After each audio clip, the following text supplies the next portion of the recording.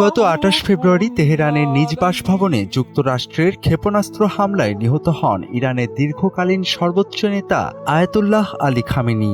মৃত্যুর দীর্ঘ ৪ মাসেরও বেশি সময় পর ৯ জুলাই তাঁকে নিজ শহর মাসদাহে চূড়ান্ত দাফনের প্রস্তুতি নিচ্ছে তেহরান।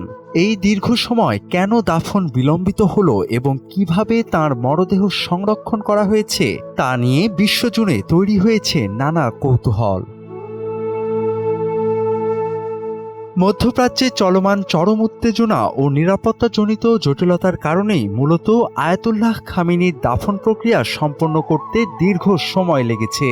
ইরানের ইতিহাসে সবচেয়ে বৃহত্তম এই রাষ্ট্রীয় জানাজা ও বিদায় অনুষ্ঠানকে সফল করতে প্রতিবেশী দেশ ইরাক সহ ৫টি শহরে ৬ দিনব্যাপী বিশাল কর্মসূচির পরিকল্পনা করা হয়েছে, যেখানে প্রায় ১০০টি দেশের প্রতিনিধি এবং প্রায় ২ কোটির কাছাকাছি মানুষের সমাগম হতে পারে বলে ধারণা করা হচ্ছে। আর এই বিশাল ব্যবস্থাপনার কারণেই দীর্ঘ সময় নিয়েছে ইরান প্রশাসন, বলছে আন্তর্জাতিক গণমাধ্যমগুলো। এক লাইটে নিশ্চিন্তে চলে দিনের পর দিন। Walton emergency bulb, the best emergency bulb.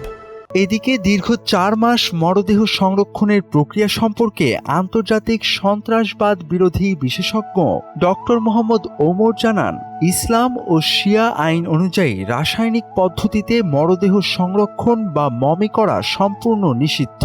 তাই ধর্মীয় নিয়ম মেনে খামেনির মরদেহ হিমাগারে বিশেষ শীতলীকরণ ব্যবস্থায় রাখা হয়েছে। শিয়া আইনে বিশেষ পরিস্থিতিতে শীতলীকরণের মাধ্যমে দাফন বিলম্বিত করার অনুমতি রয়েছে। তবে অনেকের ধারণা, দীর্ঘদিন শীতল অবস্থায় রাখার ফলে মরদেহটি সংরক্ষণ করা সম্ভব হলেও তা হয়তো এখন আর জনসম্মুখে প্রদর্শনের উপযোগী অবস্থায় নেই। সে কারণে শেষ মুহূর্ত পর্যন্ত বিদায় অনুষ্ঠানের স্থান ও সময় নির্ধারণে ইরান সরকারকে বেশ সতর্কতা অবলম্বন করতে হয়েছে। তোফায়েল আহমেদ, কালের কণ্ঠ।